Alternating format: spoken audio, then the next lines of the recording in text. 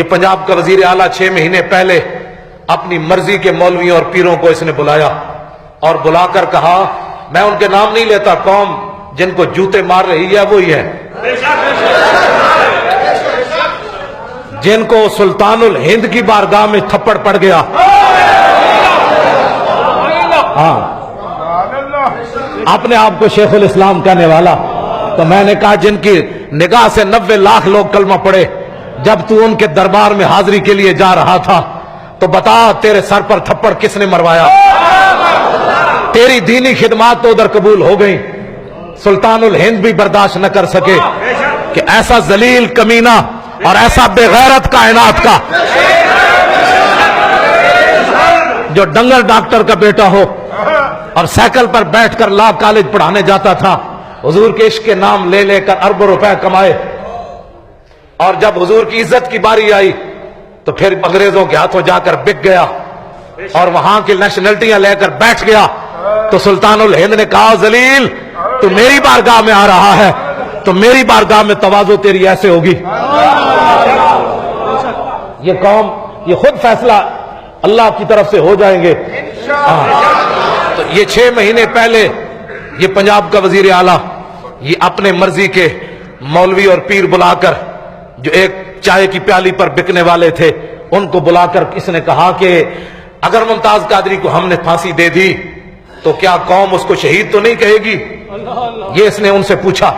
کہا کہ ان کو قوم شہید تو نہیں کہے گی اس شخص کو اگر ہم نے اس کو پھٹے چڑھا دیا؟ تو انہوں نے کہا کہ نہیں، یہ 4-5 مولوی ہیں صرف جو نام لیتے ہیں،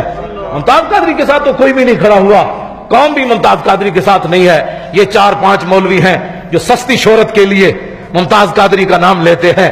اور تو قوم ہی کوئی نہیں کھڑی ان کے پاس، اس کو کون شہید کہے گا؟ اس کا تو جنازہ پڑھنے کے لیے کوئی نہیں آئے گا۔ یہ انہوں نے اس کو تسلی دی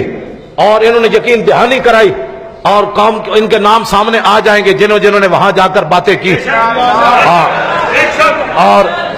انہوں نے کہا کچھ بھی نہیں ہوگا، یہ 4-5 مولوی ہیں، ڈاکٹر اشرف آصف جلالی ہے، مولوی خادم حسین رضوی ہے اور پیر افضل قادری ہے، یہ 4-5-10 بندے ہیں جو پاکستان میں نام لیتے ہیں، یہ صرف سستی شہرت حاصل کرنا چاہتے ہیں، کوئی ان کا ممتاز قادری کو شہید کون کہے گا؟